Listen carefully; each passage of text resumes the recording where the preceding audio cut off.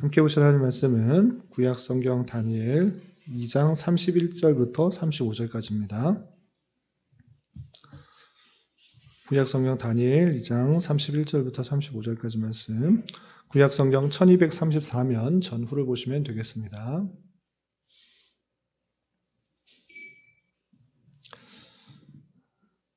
찾으신 줄 알고 함께 봉독합니다. 왕이여, 왕이 한 큰 신상을 보셨나이다. 그 신상이 왕의 앞에 섰는데 크고 광채가 매우 찬란하며 그 모양이 심히 두려우니 그 우상의 머리는 순금이요 가슴과 두 팔은 은이요 배와 널쩍다리는 노시요 그 종아리는 쇠요 그 발은 엄마는 쇠요 얼마는 진흙이었나이다. 또 왕이 보신즉 손대지 아니한 돌이 나와서 신상의 쇠와 진흙의 발을 쳐서 부서뜨리매 그때에 쇠와 진흙과 놋과 은과 금이 다 부서져 여름 타작마당에 겨같이 되어 바람에 불려간 곳이 없었고 우상을 친 돌은 태산을 이루어 온 세계에 가득하였나이다. 아멘. 잘 오셨습니다. 우리는 계속해서 성경의 역사와 배경들을 살펴보고 있습니다. 구약시대에 특별히 수많은 왕들을 지나던 가운데 그 하나님의 택하신 백성들의 나라가 멸망하는 가운데 있어서 우리가 잊지 말아야 될 것은 무엇인가 라고 할 때 그 백성들에게 하나님께서 끊임없이 하나님의 뜻을 전달해 주셨다라는 것입니다. 그것을 잊지 말아야 될 것입니다. 그 백성들이 부패하고 타락한 가운데 뒷짐지고 가만히 계시다가 잘못했으니까 심판받아라, 벌받아라 이렇게 하시지 않으시고 수많은 선지자를 통하여서 하나님께서 원하시는 것들을 끊임없이 알려주셨다라는 것을 아는 것이 중요합니다. 그 일들을 감당한 사람들을 무엇이라고 하는가? 선지자들이다라고 했습니다. 수많은 선지자들이 있는데 우리 지난 시간에 성경을 기록한 선지자들에 대해서 살펴봤습니다. 성경을 기록한 선지자 몇 명이 있다고 배웠죠? 16명이 있는데 대선지자와 소선지자로 구분을 할 수 있다라고 했습니다. 많은 일을 잘했기 때문에 대선지자 또는 일을 잘 못했기 때문에 소선지자 이렇게 분류하는 것이 아니고 어떤 식으로 분류한다? 성경을 기록한 양이 많으면 대선지서, 소선지서, 작으면 소선지서로 구분하고 그것을 기록한 사람을 편의상 대선지자, 소선지자라고 분류한다라고 말씀드렸던 것입니다. 그래서 대선지서를 기록한 대선지자들은 어떤 선지자들이 있는지 4명이 있다고 그랬는데 누구누구죠? 이사야, 예레미야, 에스겔, 다니엘 이 네 선지자는 분량이 좀 다른 선지자보다 많기 때문에 여러분들 선지서, 성경의 앞쪽에 선지서 중에 앞쪽에 배치가 되어 있고 나머지 분량이 적은 것은 뒤쪽에 분류되어 있다. 이렇게 살펴봤던 것입니다. 그 중에서 오늘은 대선지서를 남겼던 대선지자 중에 한 명인 다니엘서에 대해서 배워보도록 하겠습니다. 여러분들이 성경 만화나 성경 동화를 읽어보시면 다니엘에 대해서 한 번쯤은 들어보셨을 것입니다. 처음 들어보신 분 있으신가요? 이름이라도 한 번은 들어봤을 것인데 그런데 이 다니엘이 경험했던 그 신기한 일들, 여러 가지 일들에 대해서는 성경 동화나 또는 성경 만화를 통해서 한 번쯤은 들어봐서 어느 정도는 알고 있는데 정작 더 중요한 환상과 계시의 내용들, 그 내용들은 너무나 어려워서 성경 만화나 동화에서도 잘 다루지 않고 또 글을 읽어서는 잘 알지 못하기 때문에 이번 시간에는 다니엘서의 내용 중에서 환상과 계시의 내용들을 조금 더 잘 살펴보면서 어떤 것을 교훈받을 수 있는가 생각해 보도록 하겠습니다. 여러분들 교환과 앞에 있는 스크린을 함께 참고해 주시기 바랍니다. 먼저 다니엘 선지자에 대해서 말씀드리면 뜻은 하나님은 나의 심판자라는 뜻이고 우리가 말씀 일기 본문도 에스겔을 다음에 다니엘서를 읽어가고 있습니다. 지난주에도 말씀드린 것처럼 이 다니엘 선지자가 활동했던 당시는 이스라엘 나라가 이제 멸망하기 얼마 남지 않은 그런 상태인 것입니다. 그 나라가 죄가 있기 때문에 멸망할 것이다 라고 이미 선지자들 통해서 알려주셨는데, 그 사건의 실현으로서 바벨론의 1차 포로 때 끌려갔던 사람들 중에 한 사람이다 알 수 있습니다. 그래서 역사적 배경 보면 유다가 멸망할 때쯤부터, 그리고 멸망하고 나서, 그리고 하나님께서 약속하신 그 말씀대로 포로에서 되돌아온 그 백성들, 그 전체를 다 아울러서 활동했던 시대다라고 생각하시면 되겠습니다. 그리고 이 다니엘서를 통해서 핵심적으로 말하고자 하는 교훈이 무엇인가라고 할 때, 하나님께서는 이스라엘만 다스리는 것이 아니라 바벨론도 다스리고, 또 바벨론만 다스리는 것이 아니라 그 뒤를 이유는 있는 수많은 제국과 열강들을 다 그 뜻 가운데 다스리신다는 것을 다니엘서를 통해서 확실히 알려주는 것입니다. 그래서 비록 포로에 끌려갔을지라도 하나님께서 모든 것을 주장하시고 통치하시기 때문에 하나님만을 믿고 의지하고 그 바른 신앙을 갖도록 하는, 또 참된 소망을 갖도록 하는 그런 책이다, 이렇게 생각하시면 되겠습니다. 다음으로 넘어가서 다니엘 활동 시기를 조금 더 구체적으로 성경을 찾아보면 다니엘서 1장 1절에 이렇게 표현되고 있습니다. 우리 같이 한번 읽어보도록 하겠습니다. 스크린을 보시고 다니엘서 1장 1절 함께 봉독합니다. 시작. 유다 왕 여호야김이 다스린 지 3년이 되는 해에 바벨론 왕 느부갓네살이 예루살렘에 이르러 성을 에워쌌더니 라고 하면서 이 다니엘서를 보면 그 시기가 정확하게 나오고 있습니다. 그래서 첫 번째 1장 1절에 보시면 여호야김이 다스리는 지 3년이 되는 해라고 했는데, 이것을 연대로 바꿔보면 BC 605년경이고, 이때는 바벨론과 애굽과 큰 전쟁을 했던, 이른바 갈그미스 2차 전투에서 바벨론이 큰 승리를 했던 그런 때인 것입니다. 그때 유다에 살고 있었던 왕족 또 귀족들이 많이 포로로 끌려갔는데, 이때 다니엘과 우리 세 친구들이 끌려갔던 것입니다. 또 다니엘서 5장 1절에 보면 그 시기를 또 이렇게 표현하고 있습니다. 다니엘서 5장 1절 같이 한번 읽어보겠습니다. 시작. 벨사살 왕이 그의 귀족 1000명을 위하여 큰 잔치를 베풀고 그 1000명 앞에서 술을 마시니라. 이 벨사살 왕은 느부갓네살 왕의 아들로서 그를 뒤를 이어서 통치했던 것입니다.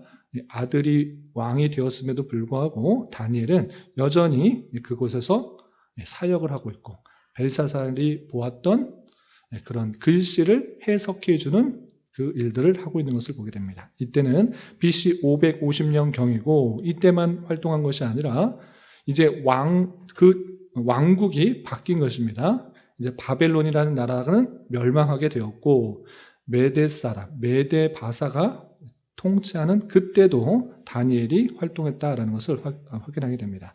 그 내용이 다니엘서 5장 31절부터 6장 1절까지 되는데, 스크린을 보고 같이 한번 읽어보겠습니다. 시작.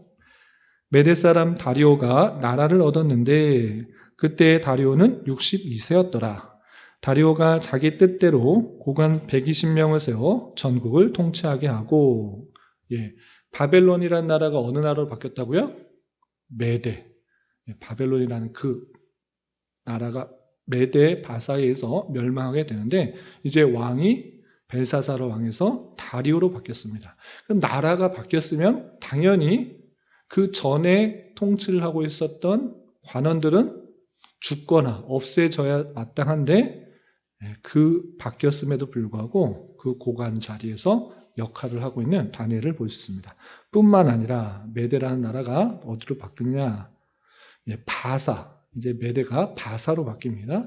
그 제국이 바뀌었음에도 불구하고 또 다니엘은 통치하고 있는 것을 보게 됩니다. 다니엘서 10장 1절 같이 한번 읽어보겠습니다. 시작. 바사왕 고레스 제3년에 한 일이 벨드사살이라 한 이름한 다니엘에게 나타나는데 그 일이 참되니 곧 큰 전쟁에 관한 것이라. 다니엘이 그 일을 분명히 알았고 그 환상을 깨달으니라. 예, 지금 왕이 나라가 어느 나라로 바뀌었습니까? 메대에서 바사의 초대왕인 고레스가 3년째 되는 해에 어떤 일이 있었는지 쭉 설명하고 있습니다. 그만큼 이 다니엘이라는 선지자는 비록 왕족과 귀족의 포로로 끌려왔지만 그 지혜와 총명이 인정받아 수많은 왕들이 바뀌면서, 아니 왕들이 바뀌는 정도가 아니라 제국이 바뀌는 가운데 있어서도 계속해서 인정을 받고 통치하고 있는 것을 보게 됩니다. 대략적으로 73년 정도 되는 그런 긴 기간, 약 70년이라는 그 기간 동안에 계속해서 아주 중요한 관원의 역할들을 하고 있는 것을 보게 됩니다. 그리고 다니엘서는 총 12장까지 있는데 이해를 돕기 위해서 두 부분을 나누면 1장부터 6장, 7장부터 12장까지를 나눌 수 있습니다. 1장부터 6장까지는 이방 세계가 어떻게 역사가 될지를 예언하는 내용을 3인칭 시점으로, 그러니까 다니엘을 다른 사람인 것처럼 다니엘이 이런 식으로 표현되고 있는데 7장부터는 내용이 조금 바뀝니다. 이때는 다니엘을 내가라고 표현하고 있습니다. 그래서 다니엘이 본 환상, 그런 계시들을 1인称 시점으로 쭉 나열하고 그 뜻이 무엇인지 천사가 해석해주는 그런 내용들로 되어 있다.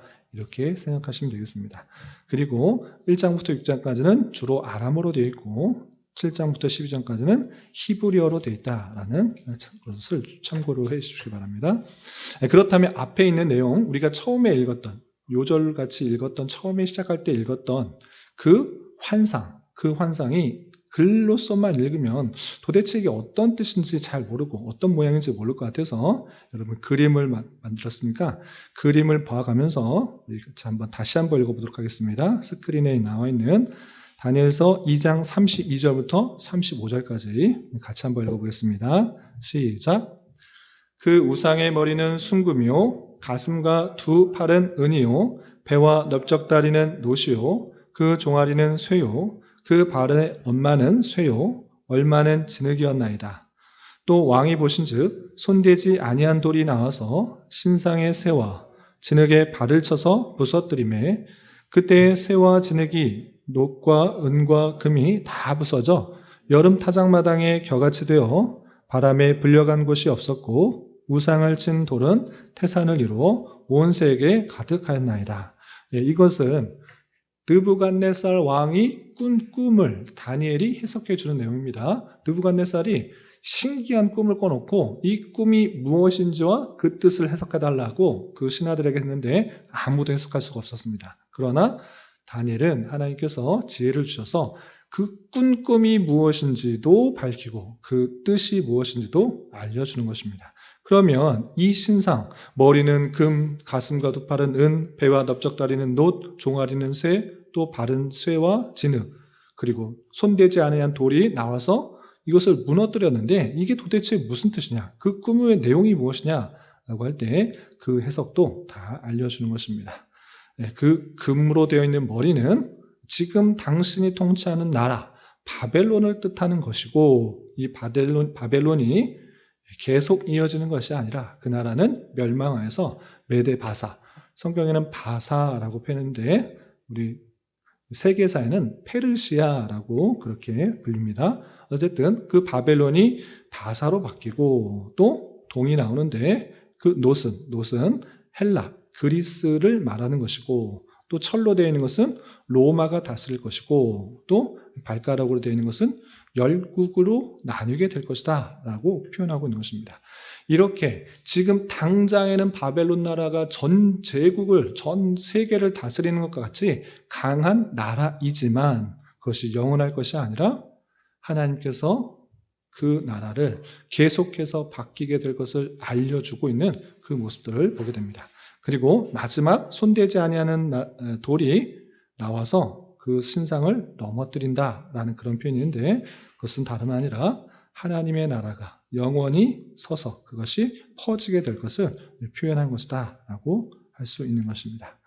그리고 중간중간에 또 다니엘과 세 친구들이 그 바벨론에 있으면서도 신앙을 잘 지켰을 때 하나님께서 어떻게 신실하게 도와주시는지 나오는데, 예를 들어서 신상을 이 느부갓네살 왕이 두라평지에 아주 큰 신상을 만들어 놓습니다. 높이가 30m, 그러니까 10층 정도 되는 그런 높이의 그런 신상을 만들어 놓고 여기에 절하지 않으면 풀무불에 넣어서 다 죽이겠다 이렇게 말했음에도 불구하고 이 세 친구들은 그 신상에 절했을까요? 안 했을까요? 안 했습니다. 내가 왜 신상에 절합니까? 우리는 하나님을 믿는 사람이기 때문에 우상에게 절할 수 없습니다. 하나님께서 능히 우리를 지켜주실 것입니다 라고 하면서 그렇게 하지 않으실지라도 하나님께서 우리를 구해주지 않으실지라도 우리는 그것에, 그 신상에 절할 수 없습니다 라고 뜻을 정하여서, 비록 유대라는 그 땅이 있지는 않지만 하나님께서 어느 곳이나 있는 줄 알아 하나님의 말씀대로 살아가기 위한 그 모습들을 왕에게 보인 것입니다. 그랬더니 정말 그 풀무불에 던졌음에도 불구하고 하나님의 천사가 그를 지켜 보호하여 주셨다라는 것들을 확인하게 되고 건져나와서 살게 되었던 내용이 3장에 나옵니다. 그리고 4장에서는 또다시 느부갓네살이 꿈을 꿉니다. 오늘 말씀 이게 본문이었는데 또다시 꿈을 꿔서 그 큰 나무가 중앙에서 자라서 하늘까지 이르고 그 나무 가지가 쫙 퍼져서 열매들도 많이 열리고 그 열매들을 많은 식물과 동물들이 따먹기에 충분하고 새와 동물들이 다 그 나무 귓가에서 살고 있었는데 그 나무가 잘리우고 그것이 동물과 같은 그 모습으로 끌려다니는 그 모습들의 꿈을 꾸게 됩니다. 이것을 통하여서 이게 무슨 뜻인가 또 고민했는데 다니엘이 이 꿈을 또 해석해 준 것입니다. 그것은 다름 아니라 느부갓네살 왕, 당신이 큰 나무인데 그 교만함 때문에 그 나무가 잘리고 그런 수풀에서 짐승과 같은 삶을 살 것입니다 라는 그 내용들을 알려주게 되고, 실제로 이 느부갓네살 왕이 교만하여서 짐승과 같은 그 모습들을 하면서 지내게 돼서 정말 하나님께서 그 모든 일대로 진행하시는구나를 다시 한번 느부갓네살 왕이 깨닫게 된 내용이 4장에 나옵니다. 그리고 5장에서는 내일 말씀드릴 부분인데 느부갓네살 왕이 죽고 그 교만함으로 죽게 되어서 그 아들 벨사살이 왕으로 올랐는데, 이 벨사살도 그 아버지를 본받아 대단히 교만한 행동을 합니다. 어떤 행동을 하는가? 성전에서 가져온 그 기물들, 그 그릇들을 가지고 술 먹고 노는, 유흥하는데 쓰게 되는 것입니다. 성전, 하나님을 섬기도록 한 기물들을 유흥을 쓰는데 사용하자 갑자기 손이 나와서 그 벽에 글씨를 쓰게 됩니다. 어떤 글씨를 썼느냐? 메네메네 데게 우바르신이라는 글씨를 썼는데 이 무슨 뜻인가? 갑자기 이게 뭔 소린가 다 몰랐지만 이 다니엘이 그 뜻을 해석하게 됩니다. 그 뜻이 무엇이냐? 라고 할 때, 메네는 하나님이 이미 왕의 나라를 시대를 세워서 그것을 끝나게 하셨다 하며, 데겔은 왕을 저울에 달아보니 부족함을 보였다 하며 라고 하면서 당신을 저울에 달아보니 참으로 왕으로 세우기 부족하니 당신은 끝났습니다 라는 그런 뜻이었다라고 그랬습니다. 정말 그 해석대로 그날 밤에 이 벨사살 왕은 이 메대의 다리오 왕에게 죽임을 당하고 메대라는 나라가 이 바벨론 왕국을 차지하게 되는 것입니다. 그리고 6장에서는 그 다리오 왕이 왕으로 올랐을 때, 그 제왕으로 올랐을 때 자기만을 섬기도록 했으나 다니엘은 뜻을 정하여 우상에게 숭배할 수가 없다라는 그런 신념을 가지고, 신앙을 가지고 있다가 참소를 당해서 사자굴에 빠지게 됩니다. 그럼에도 불구하고 하나님께서 하나님의 사자를 보내주셔서 이 다니엘을 그 사자굴에서 살아나게 하고 또 건짐을 받았다라는 내용이 6장에 나옵니다.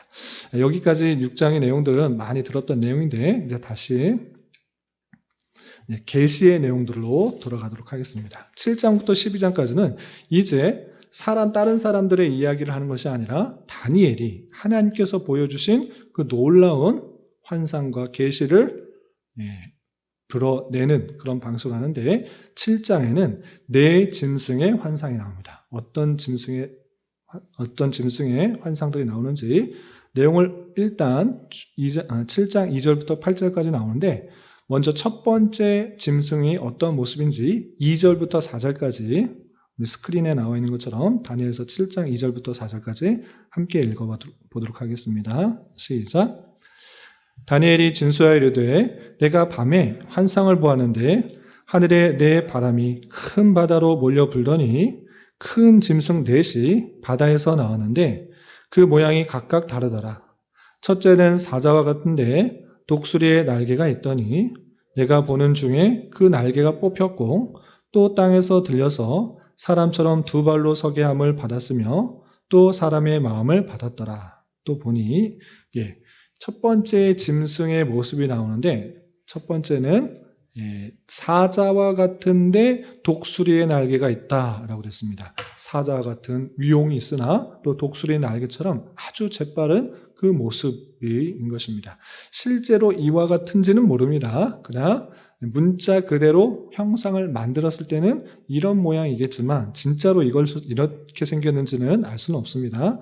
어쨌든 사자가 상징하는 것, 독수리가 상징하는 것, 독수리의 날렵함과 사자의 그 강함들, 그 내용, 그 동물을 본 것입니다. 그런데 그 동물, 정말 신기하게 생긴 그 동물이 어떻게 되는가? 두 번째 짐승에 의해서 또 해침을 당하게 되는 것입니다. 그래서 5절 두 번째 짐승에 대한 내용들 계속해서 같이 읽어보겠습니다. 시작. 다른 짐승 곧 둘째는 곰과 같은데 그것이 몸 한쪽을 들었고 그 입에 잇사이에는 새 갈빗대가 물려있는데 그것에게 말하는 자들이 있어 이르기를 일어나서 많은 고기를 먹으라 하였더라. 사자와 같은 그 첫째 동물 말고 또 다른 짐승 두 번째는 곰과 같은 형상이다. 곰, 우리는 그 동물원에서 귀여운 곰만 이렇게 보는 경우가 많지만 곰은 상당히 위협적인 그런 동물인 것입니다. 그 곰이 곰 같은 그런 모습인데 입 사이에는 새 갈빗대가 물려있는 아주 무서운 형상을 갖고 있는 그 모습들을 보게 된 것입니다. 그리고 세 번째 짐승은 어떤 모양이었는가 할 때 6절 같이 한번 읽어보겠습니다. 시작. 그 후에 내가 또 본즉 다른 짐승 곧 표범과 같은 것이 있는데 그 등에는 새 날개 넷이 있고 그 짐승에게 또 머리 넷이 있으며 권세를 받았더라. 표범과 같은 그런 짐승인데 날개도 4개, 머리도 4개라고 되어 있습니다. 그래서 이 짐승은 날개도 빠른 그 모습들 그리고 머리도 4개가 있는 그 모습들을 보여주고 있는데 이게 왜 4개인가? 그것은 조금 이따 다시 설명하도록 하겠습니다. 그리고 이제 네 번째 짐승에 대해서 또 이렇게 표현하고 있는데 우리 7절, 8절 계속해서 읽어보겠습니다. 시작. 내가 밤 환상 가운데 그 다음에 본 넷째 짐승은 무섭고 놀라우며 또 매우 강하며 또 새로 된 큰 이가 있어서 먹고 부서뜨리고 그 나머지를 발로 밟았으며 이 짐승은 전에 모든 짐승과 다르고 또 10뿔이 있더라. 내가 그 뿔을 유심히 보는데 중에서 다른 작은 뿔이 그 사이에 나더니 첫 번째 뿔 중에 셋이 그 앞에서 뿌리까지 뽑혔으며 이 작은 뿔에는 사람의 눈 같은 눈들이 있고 또 입이 있어 큰 말을 하였더라. 네 번째 짐승은 무섭게 생긴 뿔이 10개나 달린 그런 모습을 하고 있는 그런 짐승이었던 것입니다. 이렇게 네 짐승의 환상을 보는데 이게 도대체 무엇이냐라고 할 때 이것은 또 다른 그런 세계를 말하는 것이 아니라 앞서서 느부갓네살 왕에게 보여주었던 그 세계의 그 강한 통치 나라가 어떤 식으로 이루어질 것을 또 다른 방식으로 표현한 것이다. 이렇게 생각하시면 되겠습니다. 여러분들 갖고 계시는 교환에 3페이지와 4페이지에 잘 나와 있는데 3페이지를 좀 먼저 보겠습니다. 3페이지 보시면 먼저 아까 큰 신상이 4개의 그런 금속들로 되어 있는 것을 보았는데 그것과 마찬가지로 생각하면 될 것입니다. 그래서 금으로 되어 있던 그 머리가 첫 번째 동물 짐승이었던 사자와 같은 그런 짐승의 모습에 독수리 날개를 하고 있는 그런 나라로 생각하면 되는데 그것은 다름 아니라 바벨론으로 생각하면 되는 것입니다. 그리고 바벨론을 뒤어서 나오는 그런 바사가 곰이고 그 다음에 나오는 헬라 제국은 왜 새 날개가 4개고 머리가 표범 같은 머리가 4개라 했는가라고 할 때 그리스 헬라 시대의 세계사를 살펴보면 세계사 우리 시온이 배웠어요? 헬라 제국 배웠어요? 그리스 헬라? 그 헬라라는 그 제국, 그러니까 페르시아가 멸망하게 되고 이 헬라 제국이 그 지대를, 그 제국을 다스리게 되는데 어떤 일이 있었는가라고 할 때 알렉산더라는 그 왕이 갑자기 죽게 되었을 때 그 헬라 제국이 4나라로 바뀌게 되는 것입니다. 그래서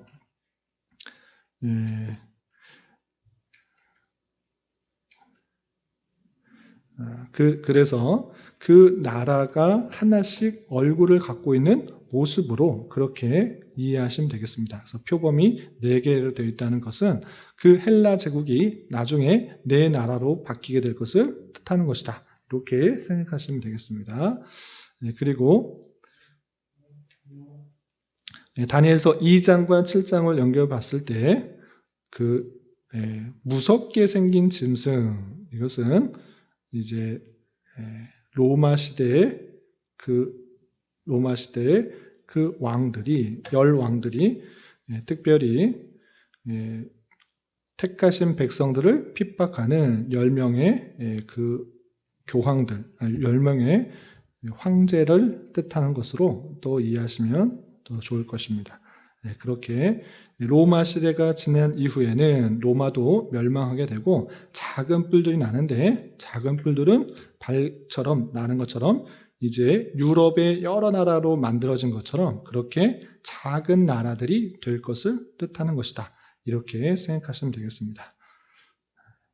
이렇게 두 번째 7장에서도 2장에서 나왔던 그 세계가 어떻게 변하실 것인지를 알려주는 것인데 왜 이렇게도 알려주고 이렇게 알려주냐? 같은 얘기를 2번 해주면 좋겠다, 같은 거 아니냐라고 할 때 성경학자들은 3페이지 밑에 보면 각각의 내용들을 잘 살펴보면 이것이 어떤 것에 중점을 두고 설명하고 있구나를 차이를 둔 것입니다. 예를 들어서 2장에서 4개의 금속으로 되어 있는 신상들을 했을 때 이것은 정치적으로 얼마나 강력하고 또 약한지에 대해서 더 중점이 있는 것을 설명하고 있는 것이고 7장에서 4 짐승과 작은 뿔들 여러 가지 것들에 대해서 표현하고 있는데 이것은 정치 종교적인 중점에서 살펴보고 강조하는 것이다 이렇게 표현하고 있는 것입니다.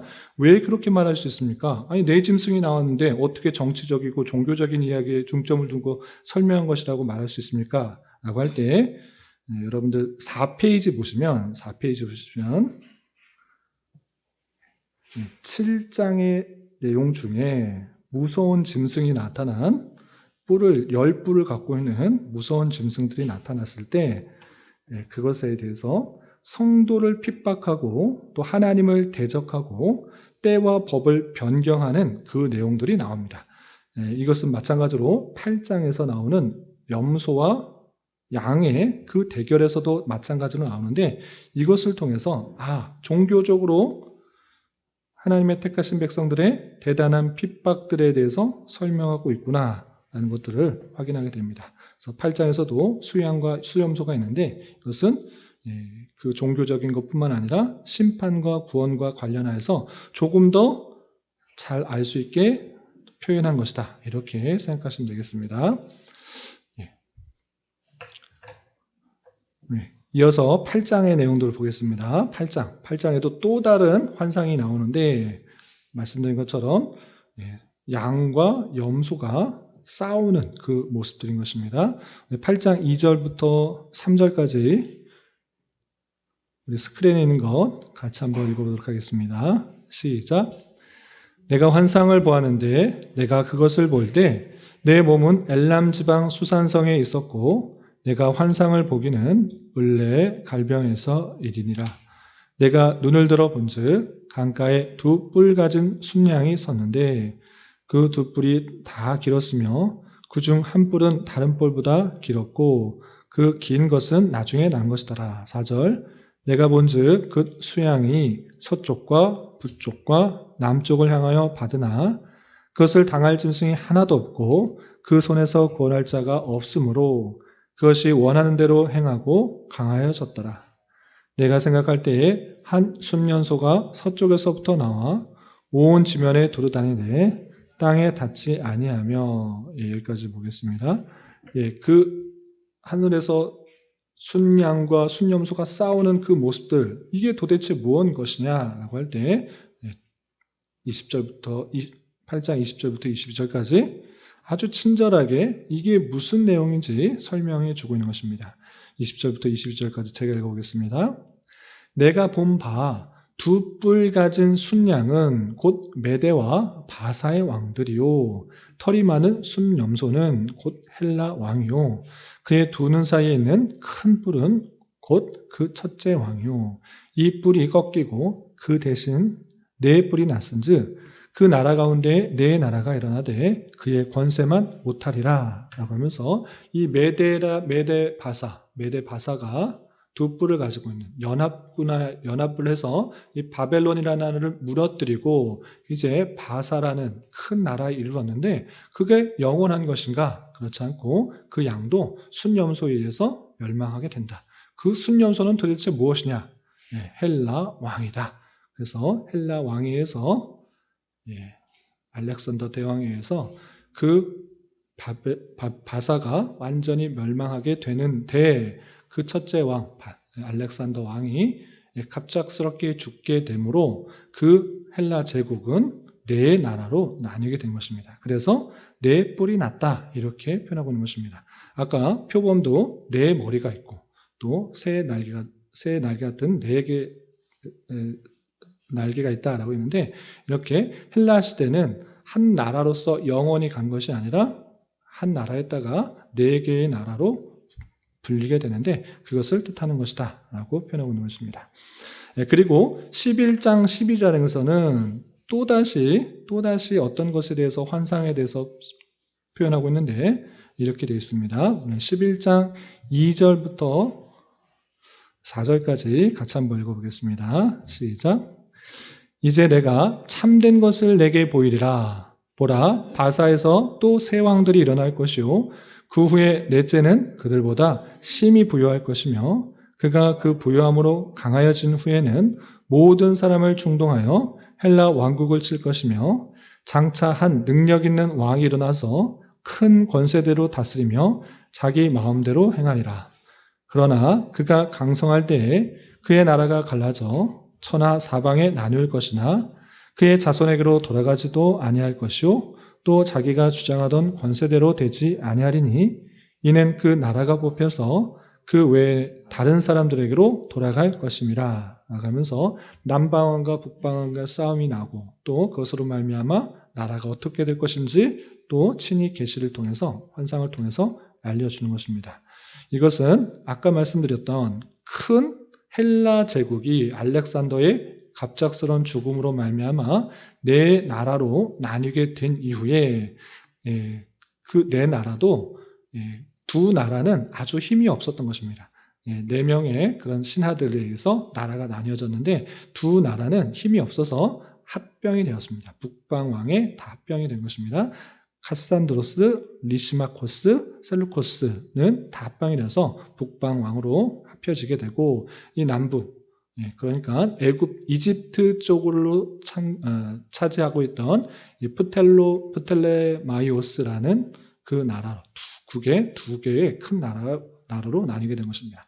이렇게 북방왕과 남방왕이 싸우게 될 것을 이미 몇백 년 전에 다니엘을 통해서 다 계시로 알려주고 있다라는 사실에 우리는 주목할 필요가 있는 것입니다.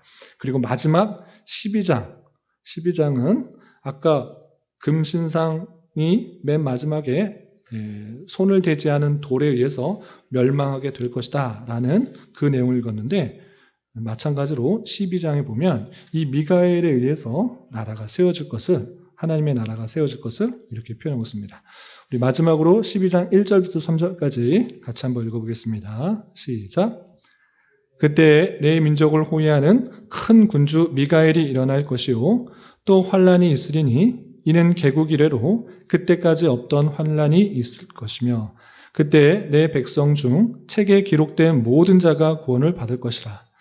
땅의 티끌 가운데서 자는 자 중에서 많은 사람이 깨어나 영생을 받는 자도 있겠고 수치를 당하여 영원히 부끄러움 당할 자도 있을 것이며 지혜 있는 자는 궁창의 빛과 같이 빛날 것이요 많은 사람을 옳은 대로 돌아오게 한 자는 별과 같이 영원토록 빛나리라.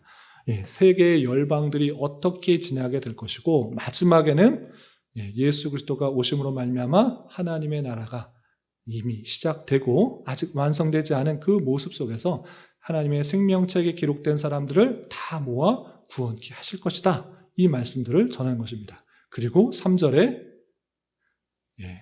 많은 사람을 옳은 대로 돌아오게 한 자는 별과 같이 영원토록 빛날 것이다. 그 하나님의 택하신 백성들 안으로 들어오게 하기 위하여서 그 일들을 한 많은 사람들을 전도하고 복음을 전하여서 데려온 사람은 별과 같이 영원토록 빛날 것이다 라고 말씀하면서 이 세상이 어떻게 지나갈 것이고 그 끝날 때, 그 종말 때는 어떤 일들이 있을지를 알려주면서 마땅히 이 계시를 아는 자로서 어떠한 데 중점을 둬야 되는지 알려주고 있습니다. 이렇게 다니엘서는 좀 어렵고 힘든 환상과 계시가 있지만 간단하게 정리하면 그 세계 열방들 가운데 하나님께서 전혀 모르시는 것이 아니라 그냥 열방들이 자기네 힘싸움하다가 나라가 세워지고 그렇게 되는 것이 아니라 모든 것이 하나님의 뜻과 계획 가운데 일어나게 될 것을 이미 다니엘을 통해서 알려주고 다니엘을 통해서 알려준 그 말씀이 그 포로에 끌려간 백성들뿐만 아니라 오고 오는 세대 속에 알려줌으로써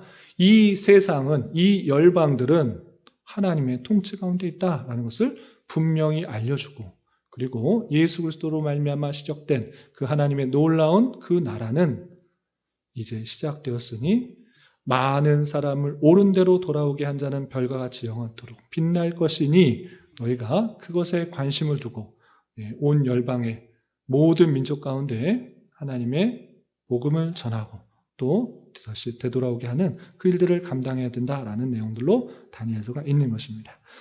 여기까지가 내용인데 세 가지로 좀 다시 요약하여서 교훈을 받도록 하겠습니다. 첫 번째로 다니엘은 이방 민족 가운데 포로로 붙잡혔었어도 하나님에 대한 신앙과 절개를 굳건히 지켜 여러 왕들에게 인정받는 사람이 되었던 것을 잘 살펴봤으면 좋겠습니다. 70년이 넘는 그런 기간 동안에 왕들이 계속 바뀌고 제국들이 바뀌는 가운데서도 아주 중요한 역할들을 감당하고 있는 모습들을 보게 됩니다.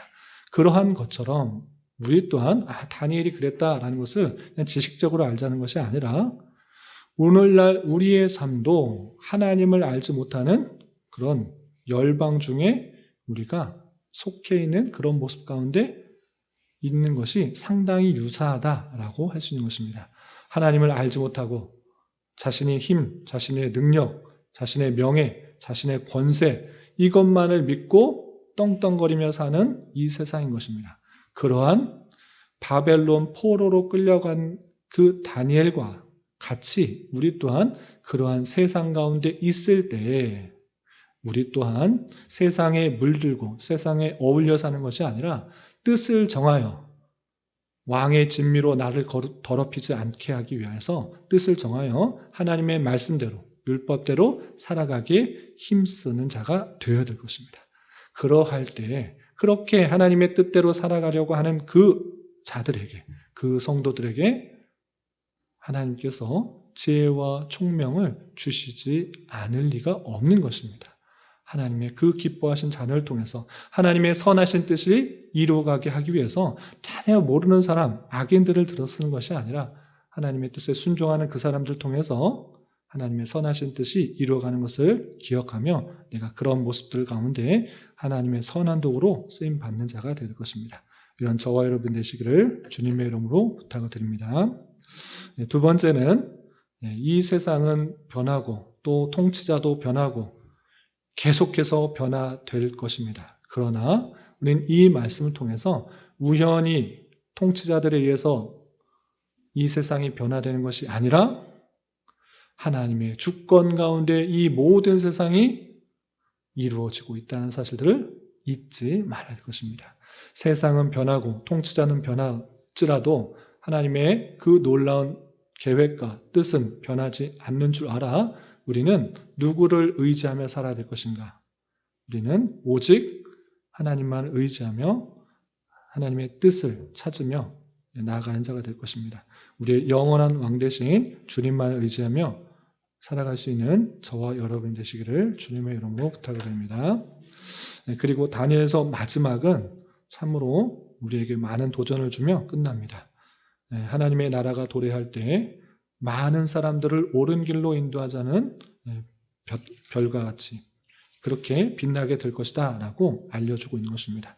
그러므로 이러한 사실들을 나만 알고 있는 것이 아니라 우리 주변 사람들에게 복음이 전해질 또 하나님에 대해서 알지 못하는 사람들에게 전할 책임이 교회에 주어진 것입니다. 그런 줄 알아 우리의 말과 행동으로 또 그리스도를 믿는 사람의 삶의 모습이 어떠한지를 잘 알려주면서 또 옳은 대로 많은 사람들을 옳은 대로 인도하기에 힘써야 될 것입니다. 이런 저와 여러분이 되시기를 주님의 이름으로 부탁을 드립니다. 기도하겠습니다. 하나님 아버지 감사합니다. 오늘 다니엘서의 전체 내용과 또 환상을 통해서 보여주시는 그 내용들에 대해서 살펴보았습니다. 비록 나라는 멸망을 해가고 바벨론의 포로로 끌려가서 아무런 소망이 없는 것 같은 삶을 살아갈지라도 그런 환경이 닥쳐올지라도 낭망하고 좌절하는 것이 아니라 온 세상을 하나님의 뜻 가운데 주장하셔서 그 선하신 뜻 가운데 인도하신다는 것들을 굳게 믿으며 우리의 주어진 삶을 담대하게 살아가게 하시고 세상의 권세와 세상의 어떠한 다른 것을 믿고 의지하는 것이 아니라 오직 하나님만을 붙들며 하나님께서 원하시는 삶을 살아가게 하여 주시되 이 놀라운 하나님의 역사하심과 또 우리를 사랑하심들을 잘 깨달아 온 열방에 흩어져 있는 하나님의 택하신 백성들에게 이 사랑을 전하고 이 놀라움들을 전할 수 있는 그런 성도로서 잘 살아갈 수 있도록 인도하여 주시옵소서.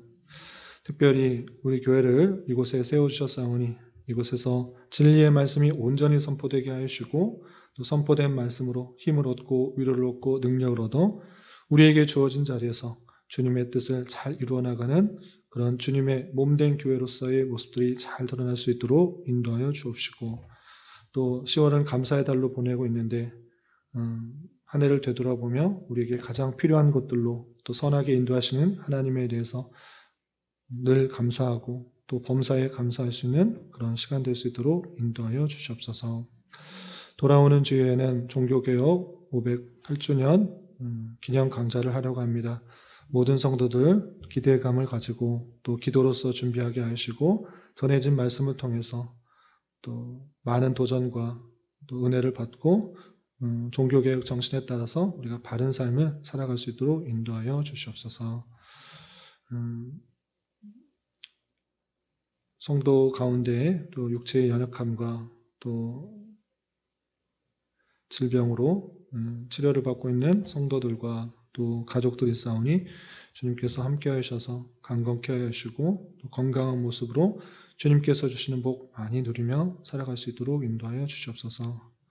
예수님의 이름으로 기도 올리옵나이다. 아멘.